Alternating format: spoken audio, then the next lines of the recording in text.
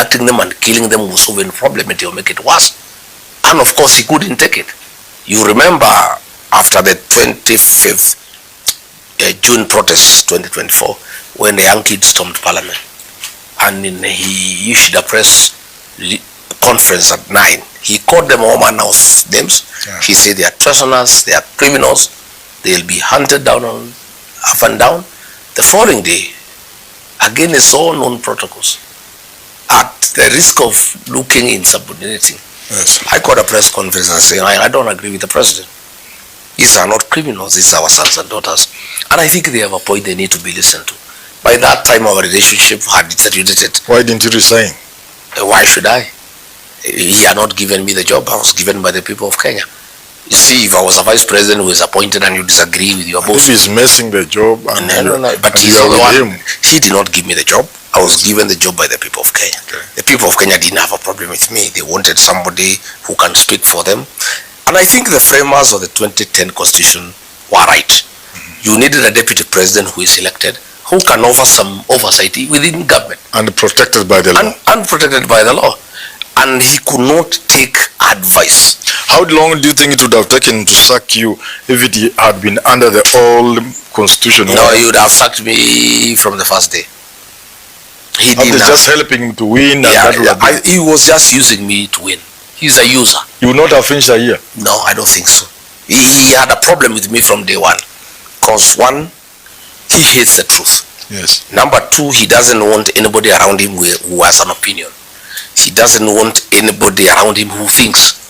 He wants robots and data heads, people who just say yes sir, and who cannot ask any question, who cannot give any contribution. Yes. He was happy for me to help him to become president. But he wanted a Rigathi Gachagua who is running mate for the purposes of getting elected. But he didn't want a Rigathi Gachagua who is a deputy president. He wanted a Kithure Kindiki who is a deputy president.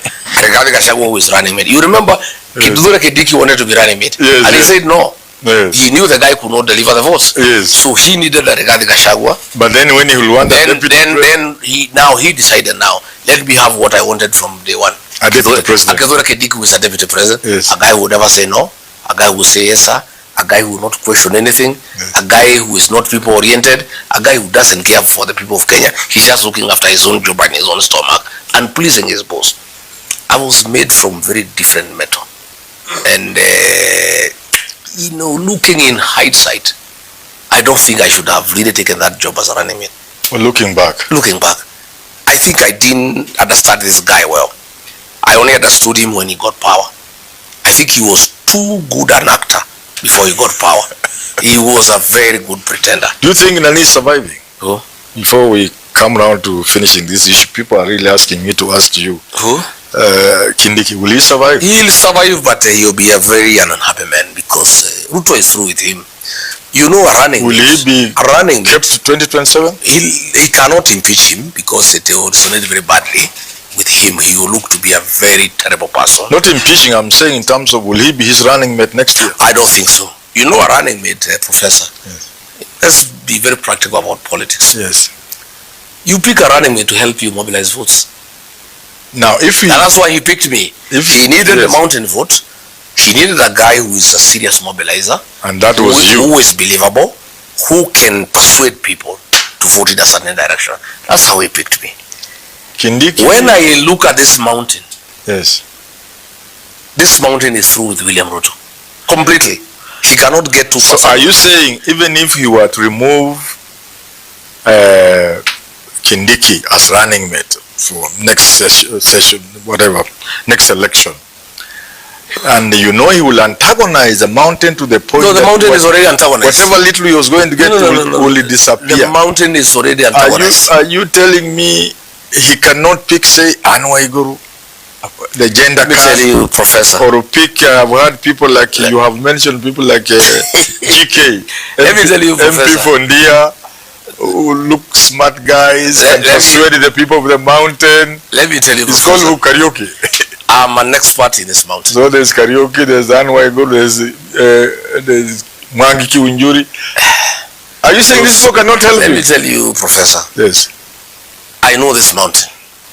I was able to help William Ruto to become president because I understand this mountain.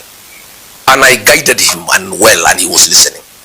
And immediately after winning, after he won, you told me. Yes, I was listening. Yes. And I guided him. I'll tell him, let non-Kikuyus not abuse Uhuru Kenyatta. The Kikuyus don't want one of their own to be abused by outsiders. Yes. And he would restrain Oscar Sudi, he would restrain Murkomen and himself. Yes. He would leave us to deal with Uhuru Kenyatta. Yes. He would listen that time. When we disagreed, and I told him, you are the first president in the world to destabilize his own government. Why do you want to destabilize your own government? The foundation of your government is a mountain with 5 million votes. I can see you have quoted Raila Odinga. Why do you want to lose 5 million votes to look for 1.5? Doesn't look very wise. I told him this mountain, I know this thing. How secure that 1.5 as you speak? I was telling you, no, it's not gone. We'll discuss it. There is nothing. And I told him, I warned him. I told him there is nothing. And I told him he will be a very miserable man. You told him before he pitched you? I told him, you don't leave what you are holding to go and look for something in the bush. I asked him, what kind of politician are you, yes, Mr. President? We were talking, yes, 4 hours. I say, how do you leave 5 million votes in your hands in the pursuit of 1.5 that you are not sure of? Hesabu gani alikuwa anapiga? I asked him. He said, no, I have a lot of experience, my friend. I've been around for 35 years. I became president against a sitting president. Don't joke with me. I know what I'm doing. You have no experience yourself. You are just a one-time member of parliament. You know nothing. I told him, Mr. President, I agree. I know nothing about this country. You know much more than I do. But in matters mountain, I know more than you do. You know nothing. Because you are not one of us. You believe you are one of us because we gave you votes. You are not one of us. You don't understand this mountain. I told him, the mountain hates betrayal. The sin of betrayal is not forgiven in the mountain. Once it has taken place, it has no remedy. Because of what they went through. It has no remedy. It's because of the freedom struggle. Yes. But the British were really hard on the Kikuyu nation. But the British would have been dealt with within a year. But it became impossible to deal with them because of betrayers. From inside. The collaborators from inside. Because they are the ones who knew the valleys and the caves and who is who. So the Kikuyu nation was really brutalized by the British settlers because of betrayers. And the people of the mountain hated betrayal. It has never left them. It's part of their DNA. And I told William Ruto, my friend, you yourself, William Ruto, you are a beneficiary of the mountain's district for betrayal. These mountain people don't like you. They don't even trust you. But the fact that they think you are betrayed by Uhuru Kenyatta, and since they hate betrayal, they'll punish Uhuru Kenyatta and make you president. Not because they like you, not because they believe in you, but because they hate betrayal. And they don't like injustice. And they don't like somebody being mistreated for whatever it is worth. So these Kikuyus, these Merus, these Embus decided to make you president to tell Uhuru Kenyatta, no, betrayal is unacceptable among our people. Now, so I told him, yes, if they punished Uhuru Kenyatta their own for betraying the son of another who is not their own, now if you betray their own and you are not one of them, how will they will punish you 10 times. I told him the way we are talking. He said, no, I'll take the consequences. He told you he will take the consequences. He said, I'll take the consequences. I said, my friend, I know these people. Don't destabilize your government. Don't destabilize your government. If you think I'm asking too many questions, just be patient the way Uhuru Kenyatta was patient with you for 10 years. For another 3 years, then you can change me and bring somebody else. But if you betray the mountain, you will not have peace for the remainder of your presidency. And this mountain will make you one term. He said, don't threaten me. That is blackmail. I said, it's not. I'm just being a truthful deputy. I'm your person. We were elected together. It has been said. I wanted us. It has been rumored. Just like you get information, we also get a bit. That you are a bit disrespectful to the president. You even shouted at times, you banged the table. How true is that? Well, when two men of similar age are arguing, it's normal for people to lose their temper. He was very abusive. Yes. If he abuses me, I answer back. In any case, he was elected, I was elected. We were elected, both of us. And my vote made him president. Is a vote he should have respected. And I was not being rude to him, I was just being truthful. Telling him, look here, hey, we were elected by Kenyans. They are losing faith in us. We'll be in trouble in another 3 years. Please, let's listen to them. Let's not kill children. Let's not abduct children. Let's not have extrajudicial killings. We promise people will not do demolitions and evictions. We are doing it. Please, let's not do it. We are overtaxing people. We need to let people have business. He couldn't take it. So I advised him, but he had been advised by some other people. Today, I'm sure he regrets. He was told, among the mountain people, crown ikitoka kwa kichwa ni mabati. These people of the mountain don't respect the person. They respect the possession. Once he is removed as deputy president, he will not even be invited in federal committees. That is what he was told. He was told like that? Yeah, and he believed it because he doesn't know he doesn't know our people. Yes. And when I was removed and there were no demonstrations, he confirmed. He thought it is true because ordinarily the other communities would have been in the streets. Yes. But the mountain people are very different. When they are angry, they keep quiet. If they are too angry, they sing. They sing. That's what happened. They were in shock. Yes. But a man they trusted, they made him president. He made a commitment he would never humiliate his deputy. He has not only humiliated him, but removed him from office. Yet this man was the custodian of their interest in the government, and he has removed him. They were so shocked. It took like a week for them to internalize what had happened. Then the second week, they started getting angry. The third, fourth week, they started singing. The fifth week, they started saying Ruto must go in bus. The sixth week, songs started coming up. The anger kept on building, Then, he added insult to injury. He started now sending goons to attack me in church. He started sending goons to attack me in meetings. The people got even more angrier because he was doing what the British were doing. Not just persecuting a community, but being physical. The British were very physical against the Kikuyu nation. And they hate physical. If there is something that is very demeaning to the Mount Kenya people, is when you go physical against them. Because it's total act of humiliation. It reminds them. It reminds them that very bad past. Of the British struggle. And you know, like now the old people in Olkalau, the old people, 80 and 90, they were bribed, they could not listen. Because we were here during the fight for independence. They know betrayal. They know persecution. Talking of betrayal, Mheshimiwa, there are those who say Rigathi Gachagua has understood his community so well in matters of betrayal. He's now using that card to demonize other Mount Kenya leaders. Yeah. So that we have Moses Kuria, Kimani Ichung'wah, and the smaller ones like Wamombi and the rest.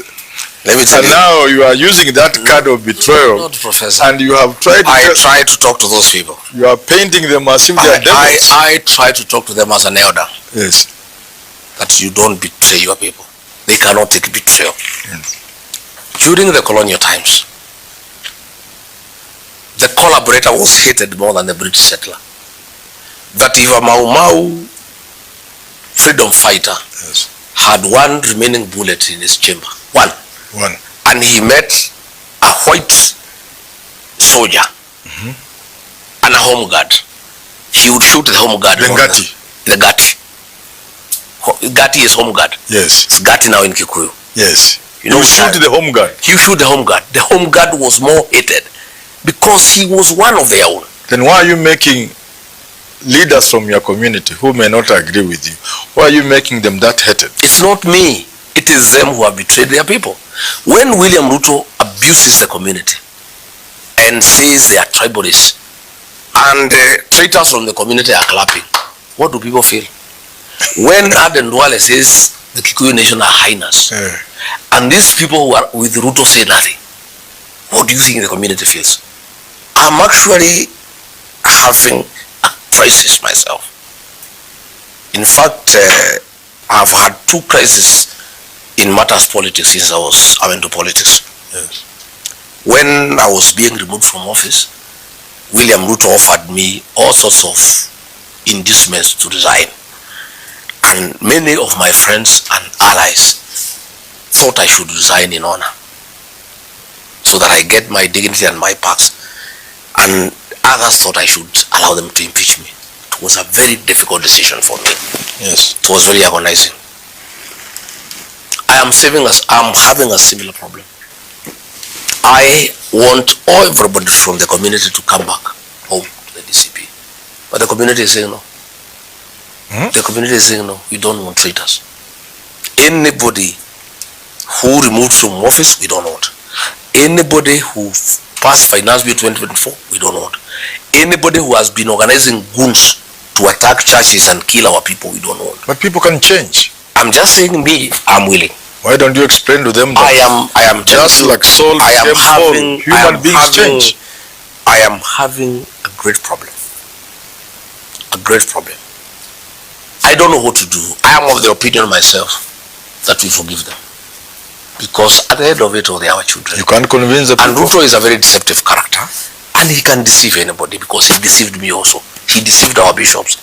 Anybody can be deceived. And Ruto is such a con man. He can deceive anybody. I am appealing to other leaders and the community to forgive these people, but they don't want. Yesterday, a member of parliament who works with Ruto came to this gate here.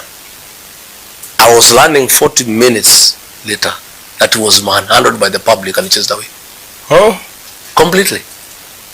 He was told not to get anywhere near this compound. I was just here. I did not know what was happening. I was learning later that a certain member of parliament from Laikipia had come to the gate wanting to see me. And the public, not my people or my security, the public who hangs around here.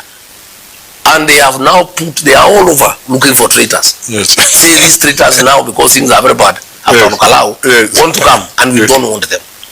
I have called my team tomorrow night for a very candid conversation, so that they can advise me what we do. I'll try to persuade them that for whatever it is worth, let's be magnanimous. For whatever it is worth, William Ruto is a deceptive character. He deceived me, Rigiji. I supported him, and I did not know he's that bad. So that he deceived the whole community. He deceived our bishops. He deceived our pastors. He can deceive anybody. That is my argument. If the community agreed with you and say, okay, we understand, you are our leader, you have told us we shall receive them, okay. Now they come, and the DCP already has people on the ground who are doing DCP work and mobilizing, and they are good people. Will you give them a chance to compete against? I wanted that is my wish. For example, if somebody washed himself clean, that is apologized, and you that is my wish. Would you allow him to run against somebody like that? That is my wish. Yes. To allow them to come. Yes. And let the public decide whether to accommodate them or not. I think that is the best, as far as I'm concerned. Yes. That I don't reject them as a leader. I allow the public to reject them. The public is telling me, we don't want these people. And I'm telling the public, then why don't we allow you an opportunity during the nominations to pronounce yourself? They say, no, we don't want these people in our party. These are traitors. These are very bad people. They will contaminate our region and our politics. We don't want to see them in our meetings. They are traitors. They have betrayed our community. They have embarrassed this community. They have allowed William Ruto to humiliate the community. They have allowed Aden Twale to call us hyenas. They have allowed Kipchumba Murkomen to send goons and police to kill our children, to attack our churches, especially the attack on the Church of Christ. It's very painful to the people of this region, because basically 99% of the people here are very serious Christians, and they really, really respect the church. And the desecrating of the altar, where goons and police stormed the church and attacked Christians, is a very painful thing to this community, to a point that they are feeling that anybody associated with Ruto should not go anywhere near them. But I'm trying to persuade them and say, look here, good people, this William Ruto is a master in deception and lies and conman. Understand these people. Yeah, please, even me, your leader, he conned me. Understand and forgive them. He conned me myself. All our bishops were praying for him and singing for him. He conned our bishops. He conned our reverends. Even these characters, these MPs, please, they are also victims of deception. Yes. Let's give them a chance to redeem themselves. The public is saying, no, these people have caused us to In the interest of time, let's talk about Olkalau briefly. Olkalau was big. I should say extremely big. What magic did you play? Nothing, no magic. And what lessons do you think this country can learn from Olkalau? No magic in Olkalau. I did not even step there. Yes. I knew the outcome. But it can't be 87%. Sure. No, I knew. You've been in this fact, country. it would have been higher if William Ruto Rigathi had not sent Gachagua, police. Mheshimiwa, you have been in this country, you have witnessed elections. Even at a time, people thought you were with Uhuru Kenyatta in 2002. When we thought Kibaki was going to get 100%, he never managed 70. He got 67 or 66. This is a different election. So, for you to get 87, that's not yes, normal. I'll explain to you why. Yeah, please go. This election it's not normal. that happened in Olkalau, Yeah. and the same will happen in 2027. It was not between DCP and UDA. It was not between Same, Kamau, and Ngotho.